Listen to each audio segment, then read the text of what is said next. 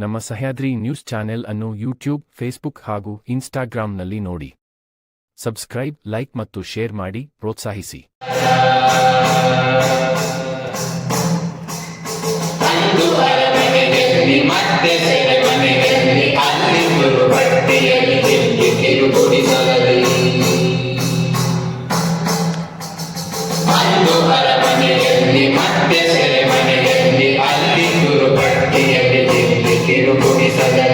ದೇಶ ದೇಶ ವಿದೇಶ ದೇಶಾಂತರವನಾಂತು ವಿಶ್ವಸಾರಥಿಯಾಗಿ ಶ್ರೀಕಾರಕವನೆಂದು ಶೋಧಿಸಿರುವೆಯೋ ಅಂತ್ಯ ಸೃಷ್ಟಿ ಲೋಲ, ಶೋಧಿಸಿರುವೆಯೋ ಅಂತ್ಯ ಸೃಷ್ಟಿ ಲೋಲ.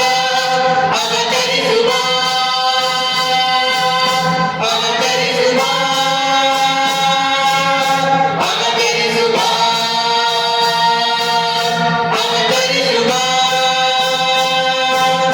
ಅವತರಿಸುವ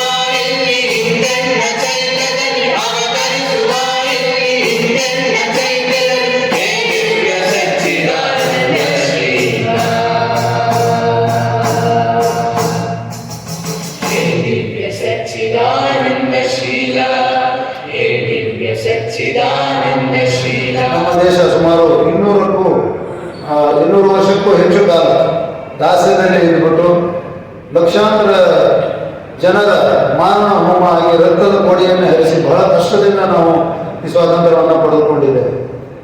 ಸ್ವಾತಂತ್ರ್ಯ ಬಂದ ನಂತರದಲ್ಲಿ ಕೂಡ ನಮ್ದು ಅವಸ್ಥೆ ಯಾವ ಥರ ಇತ್ತು, ಒಂದು ಪಿನ್ನನ್ನು ಕೂಡ ನಾವು ಮ್ಯಾನುಫ್ಯಾಕ್ಚರ್ ಮಾಡದೇ ಇರುವಂಥ ಒಂದು ದುಸ್ಥಿತಿಯಲ್ಲಿ ಇದ್ವಿ. ಏನಂದ್ರೆ ಏನೇನೂ ಇರಲಿಲ್ಲ, ಎಲ್ಲಿ ಆರ್ಮಿ ಇಲ್ಲ, ಆಂತರಿಕವಾಗಿ ಪೊಲೀಸ್ ಇಲ್ಲ, ಏನು ವ್ಯವಸ್ಥೆ ಅವ್ಯವಸ್ಥೆ ಆಧಾರವಾದಂಥ ಒಂದು ಸನ್ನಿವೇಶ 1947 ಆಗಸ್ಟ್ 15ರಲ್ಲಿ. ನಂತರ ಹಲವಾರು ವರ್ಷಗಳ ಕಾಲ ಬೆಳೆದು ಬಂದಂಥ ರೀತಿ ಭಾರತ ದೇಶ ಇರ್ಬೋದು, ಭಾರತ ದೇಶದಲ್ಲಿ ಇರ್ತಕ್ಕಂಥ ಎಲ್ಲ ಭಾಷಾವಾರು ಏನು ಒಂದು ಪ್ರಾಂತಗಳೆಲ್ಲ ಇದ್ವು ಅಥವಾ ಸ್ಟೇಟ್ಸ್ ಅಂತ ಏನು ಜಾರಿಗೆ ತಂದರು, ಆ ಒಂದು ಹಿನ್ನೆಲೆಯಲ್ಲಿ ಕನ್ನಡ ರಾಜ್ಯ ಕೂಡ ಈಗ ನಾವು ನೋಡ್ತಕ್ಕಂಥ ರೀತಿಯಲ್ಲಿ ಇರದೆ ನಮಗೆಲ್ಲ ಗೊತ್ತಿರುವ ಹಾಗೆ ಹಲವಾರು ಪ್ರಾದೇಶಿಕ ಒಂದು ತರಾತುರಿಯಲ್ಲಿ ಹಂಚಿ ಹೋಗಿರ್ತಕ್ಕಂಥ ಒಂದು ಸನ್ನಿವೇಶದಲ್ಲಿ 1905-6ನೇ ಸಾಲಿನಲ್ಲಿ ಪ್ರಾತಸ್ಮರಣೀಯರಾಗಿರ್ತಕ್ಕಂಥ ನಮ್ಮ ಕನ್ನಡದ ಕುಲಪುರೋಹಿತರೆಂದೇ ಖ್ಯಾತನಾಮರಾಗಿರ್ತಕ್ಕಂಥವ್ರು, ಮತ್ತು ಅವರ ಜೊತೆಗೆ ದ.ರಾ.ಬೇಂದ್ರೆ ಅವರು ಇರ್ಬೋದು, ಆಮೇಲೆ ನಮ್ಮ ಅನೇಕ ದಿಗ್ಗಜ ಸಾಹಿತಿಗಳು ಏನಿದ್ದಾರೆ ಅವರು ನಮ್ಮ ಇಲ್ಲಿ ನಾವು ನೋಡ್ತಕ್ಕಂಥ ಗೋಕಾಕ ಅವರಂತ ಇರ್ಬೋದು, ಕಾರಂತರವರು ಇರ್ಬೋದು, ದ.ರಾ.ಬೇಂದ್ರೆ ಅವರು ಇರ್ಬೋದು, ಹಾಗೆ ಇವರ ಅನಂತಮೂರ್ತಿ ಅಂತವರು ಇರ್ಬೋದು, ಅನೇಕ ಜನ 1905ರಿಂದ ಈ ಒಂದು ಒಗ್ಗೂಡಿಕೆ ಒಂದು ಕೆಲಸವನ್ನು ಬಹಳ ಕಷ್ಟದಿಂದ ಆರಂಭಿಸಿ ಕೊನೆಗೆ 1950ರಲ್ಲಿ ಏನು ರಿಪಬ್ಲಿಕ್ ಅಂತ ಆಯಿತು, ಅವಾಗ ನಾವು ಮೈಸೂರು ರಾಜ್ಯ ಅಂತ ಅಂದ್ಕೊಂಡು ನಾವು ಮನ್ನಣೆಯನ್ನು ಪಡೆದುಕೊಂಡು ಕನ್ನಡ ಮನಸ್ಸುಗಳೆಲ್ಲ ಇಲ್ಲಿ ಜೀವನ ಮಾಡ್ತಾ ಇದ್ದೀವಿ. ಕಾರಣಾಂತರದಿಂದ ಮೈಸೂರು, ಹಳೆ ಮೈಸೂರು ಏರಿಯಾ ಅಥವಾ ನಮ್ಮ ಮಲೆನಾಡು ಇರ್ಬೋದು ಅಥವಾ ಉತ್ತರ ಕರ್ನಾಟಕದಲ್ಲಿ ಎಲ್ಲೋ ಒಂದು ಸ್ವಲ್ಪ ಮನಸ್ಸಲ್ಲಿ ಕಸಿವಿಸಿತ್ತು ಕಾಣಿಸುತ್ತೆ. ಇದಕ್ಕೆ ಬೇರೆ ಒಂದು ಹೆಸರನ್ನು ಕೊಡಬೇಕು, ಸಮಗ್ರವಾಡಿ ಇಡೀ ಕನ್ನಡವನ್ನು ಅದು ಜ್ಞಾಪಿಸುವಂತಹ ರೀತಿಯಲ್ಲಿ ಆ ಹೆಸರು ಇರಬೇಕು ಅಂತ. ಎಲ್ಲೆಡೆ ನೀವು ನೋಡಿದ್ರೆ ಕರ್ನಾಟಕದಾದ್ಯಂತ ನೀವು ನೋಡಬೇಕು, ಎಲ್ಲ ಒಂದು ಬ್ಲ್ಯಾಕ್ ಸಾಯಿಲ್ ಏನೋ ಒಂದು ಕಪ್ಪು ಮಣ್ಣಿನ ಪ್ರದೇಶವಾಗಿದ್ದರಿಂದ ಕರುನಾಡು ಕರುನಾಡು ಅಂತ ಹೇಳಿ ಏನೋ ಅನಿಸ್ತು ಕಾಣಿಸುತ್ತೆ. ಎಲ್ಲ ಸಮಾನ ಮನಸ್ಕೊಂಡು ಕೂತ್ಕೊಂಡು ಸಾಹಿತಿಗಳೆಲ್ಲ ಈ ಥರ ಒಂದು ನಿರ್ಣಯ ಮಾಡಿ ಕರ್ನಾಟಕ ಅಂತ ಹೇಳ್ಬಿಟ್ಟು 1973ರಲ್ಲಿ ನವೆಂಬರ್ 1ರಂದು ಏನಿದೆ ನಮ್ಮ ಈ ಕರ್ನಾಟಕ ಅನ್ನುವಂಥ ಹೆಸರು ಇವತ್ತಿಗೆ 50 ವರ್ಷ ಮುಗಿದು 51ನೇ ವರ್ಷದಲ್ಲಿ ಕಳೆದ ವರ್ಷ ತಾನೇ 50 ವರ್ಷ ನಾವು ಮುಗಿಸಿದ್ವಿ. ಅನೇಕ ಕಡೆಗಳಲ್ಲಿ ಇದನ್ನ ವಿಜೃಂಭಣೆಯಿಂದ ಆಚರಿಸುವಂಥ ಕಾರ್ಯಕ್ರಮಗಳು ನಡೀತಾ ಇದ್ದಾವೆ. ಕನ್ನಡದ ರಥವನ್ನು ಎಲ್ಲೆಡೆ ಎಳೆಯಲಾಗ್ತಾ ಇದೆ. ಇದರ ದ್ಯೋತಕವಾಗಿ ಅನೇಕ ಕಾರ್ಯಕ್ರಮಗಳನ್ನು, ಸಾಂಸ್ಕೃತಿಕ ಕಾರ್ಯಕ್ರಮಗಳನ್ನು ಹಮ್ಮಿಕೊಂಡಿರ್ತಕ್ಕಂಥದ್ದು ನಾವೆಲ್ಲ ನೋಡಿರ್ತಕ್ಕಂಥದ್ದು. ಮತ್ತು ನಾವು ಅದರಲ್ಲಿ ಬಹಳ ಕನ್ನಡ ಮನಸ್ಸುಗಳು ನಾವು ಏನಿದ್ವಿ ಬಹಳ ಖುಷಿಯಿಂದ ನಾವು ನಮ್ಮ ಜೀವನವನ್ನು ವ್ಯತಿಸ್ತಾ ಇದ್ದೀವಿ.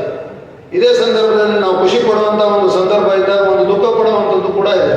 ಕನ್ನಡ ಭಾಷೆಯ ಬಗ್ಗೆ ಇರಬೇಕಾದಂಥ ನಮಗೆ ವ್ಯಾಮೋಹ, ಅದರ ಬಗ್ಗೆ ಇರಬೇಕಾದಂಥ ಪ್ರೀತಿ ನಾವು ಎಲ್ಲೋ ಕಳ್ಕೊಳ್ತಾ ಇದ್ವಿ ದಿನೇ ದಿನೇ. ಅಲ್ಪಸಂಖ್ಯಾತರಾಗಿ ಉಳಿತಕ್ಕಂಥದ್ದು ನಮ್ಮ ಕೇಂದ್ರ ಸ್ಥಾನವಾದಂಥ ಬೆಂಗಳೂರಿಗೆ ನೀವು ಹೋದರೆ ಎಷ್ಟು ಜನ ಕನ್ನಡ ಮಾತನಾಡೋರು ಸಿಗ್ತಾರೆ ಗೊತ್ತಿಲ್ಲ ನಮಗೆ. ಹಾಗಾಗಿ ಬರುವಂಥ ಕನ್ನಡತನವನ್ನು ನಾವು ಎಲ್ಲಿ ಕಳ್ಕೊಳ್ತಾ ಇದ್ದೀವಿ, ಅಥವಾ ವಿದೇಶಿ ಒಂದು ಭಾಷೆಗೆ ಅಥವಾ ಆಂಗ್ಲ ಭಾಷೆಗೆ ಮಾರು ಹೋಗಿ ನಮ್ಮ ತಲೆಯಲ್ಲಿ ಎಲ್ಲೋ ಒಂದು ಬಲವಾಗಿ ಕೂತು ಬಿಟ್ಟಿದೆ. ನಮ್ಮ ತಂದೆ ತಾಯಿಗಳು ಅಥವಾ ಅವರ ಹಿರಿಯರು ಅಥವಾ ನಾವುಗಳು ಅಥವಾ ನಮ್ಮ ಮುಂದಿನ ಪೀಳಿಗೆಯವರಿಗೆ ತಲೆಯಲ್ಲಿ ನಾವು ಆಂಗ್ಲ ಭಾಷೆಯಲ್ಲೇ ಕಲಿತು ಬಲಾಢ್ಯರಾದರೆ ಮಾತ್ರ ನಾವು ನಮ್ಮ ಕಾಲ ಮೇಲೆ ನಿಲ್ಬೋದು. ನಾವೇನೋ ಒಂದು ನಮ್ಮ ಅಸ್ತಿತ್ವವನ್ನು ಉಳಿಸ್ಕೊಳ್ಬೇಕು. ಕನ್ನಡದಲ್ಲಿ ಇದ್ರೆ ಏನು ಮಾಡೋಕ್ಕಾಗುತ್ತೆ? ಕೋಪ ಮಂಡಪ ಥರ ನಾವು ಇಲ್ಲಿಂದ ಈ ಥರ ಹೋಗ್ತಾ ಇರೋದ್ರಿಂದ ಕನ್ನಡ ಭಾಷೆ ಒಂದು ಅಳಿವು ಪ್ರಶ್ನೆ ಬಗ್ಗೆ ಈಗ ಬಹಳಷ್ಟು ಚರ್ಚೆಗಳು ನಡೀತಕ್ಕಂಥದ್ದು ಸಹಜವಾಗಿ. ಇಂಥ ಒಂದು ಕವಲುದಾರಿಯಲ್ಲಿ ನಾವು ಇರ್ತಕ್ಕಂಥ ಒಂದು ಸನ್ನಿವೇಶದಲ್ಲಿ ಕನ್ನಡದ ಬಗ್ಗೆ ನಾವು ಪ್ರೀತಿಯನ್ನು ಉಳಿಸುವಂಥದ್ದು, ಬೆಳೆಸ್ಕೊಂಡು ಹೋಗುವಂಥದ್ದು, ಏನು ತಪ್ಪು ಕಲ್ಪನೆಗಳು ನಮ್ಮಲ್ಲಿದೆ ಅವನನ್ನು ಸಂಪೂರ್ಣವಾಗಿ ಹೊಡೆದೋಡಿಸಿ ಕನ್ನಡದ ಬಗ್ಗೆ ನಾವು ಪ್ರೀತಿಯನ್ನು ತೋರಿಸುವಂಥದ್ದು ಜೊತೆಗೆ ಕನ್ನಡವನ್ನು ಓದ್ತಕ್ಕಂಥದ್ದು, ಸಾಹಿತ್ಯವನ್ನು ಓದ್ತಕ್ಕಂಥದ್ದು, ನಮ್ಮ ಭವ್ಯ ಪರಂಪರೆ ಸಂಸ್ಕೃತಿ ಏನಿದೆ ಅದನ್ನು ಪ್ರಚುರಪಡಿಸ್ತಕ್ಕಂಥದ್ದು, ಯುವಕ ಮನಸ್ಸುಗಳಿಗೆ ಇದನ್ನು ಬಿತ್ತತಕ್ಕಂಥದ್ದು. ಈಗ ಬಿತ್ತಿದ್ರೆ ಅದು ಮುಂದೆ ಹೆಮ್ಮರವಾಗಿ ಅದು ಪ್ರೀತಿ ಹಾಗೆ ಅನುಕರಣೀಯವಾಗಿ ಮುಂದುವರಿತಕ್ಕಂಥದ್ರಲ್ಲಿ ಇನ್ನೊಂದು ಮಾತಿಲ್ಲ. ಆ ನಿಟ್ಟಿನಲ್ಲಿ ನಾವು ಸುಮ್ಮನೆ ಯಾವಾಗಲೂ ನವೆಂಬರ್ ಬಂದಾಗ ಕನ್ನಡದ ಬಗ್ಗೆ ಎಲ್ಲ ಡಿಮ್ ಆಗಿರ್ತದೆ. 30 ನವೆಂಬರ್ ಮುಗಿದಿದ್ದಂಗೆ ಕನ್ನಡನೆಲ್ಲ ಡಿಮ್ಡಿಮಾನಲ್ಲೇ ಇರ್ತದೆ. ನಾವು ಮತ್ತೆ ಯಥೇಚ್ಛವಾಗಿ 11 ತಿಂಗಳ ದೀರ್ಘಕಾಲ ಒಂದು ನಿದ್ರಾವಸ್ಥೆಯಲ್ಲಿದ್ದು ಮತ್ತೆ ನವೆಂಬರ್ 1 ಬಂದ ಕೂಡಲೇ ಎಲ್ಲೆಡೆ ಕನ್ನಡದ ಒಂದು ಗಾಳಿಗೆ ಮಳೆ ಬರ್ತದೆ. ಸೊ ಆ ನಿಟ್ಟಿನಲ್ಲಿ ಇದ್ಕೊಂಡು ಅದು ಕೂಡ ನಮ್ಮನ್ನು ಈ ದುಸ್ಥಿತಿಗೆ ತಂದು ನಿಲ್ಲಿಸಿದೆ ಅಂದರೆ ಅತಿಶಯೋಕ್ತಿ ಆಗಲಿಕ್ಕಿಲ್ಲ. ಆ ಹಿನ್ನೆಲೆಯಲ್ಲಿ ನಾವೆಲ್ಲರಿಗೂ ನಮ್ಮ ಜವಾಬ್ದಾರಿ ಇದೆ. ಯುವ ಮನಸ್ಸುಗಳಿರ್ಬೋದು, ಹಿರಿಯರಿರ್ಬೋದು, ಪ್ರತಿಯೊಬ್ಬರು ಕನ್ನಡ ಅದರ ಭವ್ಯ ಪರಂಪರೆ 2000ಕ್ಕೂ ಹೆಚ್ಚು ವರ್ಷದ ಇತಿಹಾಸ ಕನ್ನಡದಲ್ಲಿದೆ. ರನ್ನ, ಪಂಪ, ಪೊನ್ನದಿಂದ ಹಿಡಿದುಬಿಟ್ಟು ಈಗಿನ ಒಂದು ಸಾಹಿತ್ಯಗಳನ್ನು ಹೊರಗೆ ಅನೇಕ ಕೊಡುಗೆಗಳನ್ನು ಕೊಟ್ಟಿರ್ತಕ್ಕಂಥದ್ದು ಮತ್ತು ಶ್ರೀಮಂತವನ್ನಾಗಿ ಮಾಡಿರ್ತಕ್ಕಂಥದ್ದು ಬರೀ ಕರ್ನಾಟಕ ಮಾತ್ರವಲ್ಲ, ಬರೀ ನಮ್ಮ ದೇಶವಷ್ಟೇ ಅಲ್ಲ, ಹೊರ ದೇಶದಲ್ಲೂ ಕೂಡ ಕನ್ನಡದ ಕಹಳೆಯನ್ನು ಮೊಳಗಿಸಿರ್ತಕ್ಕಂಥ ಅನೇಕ ಸಂಘಟನೆಗಳು, ಅನೇಕ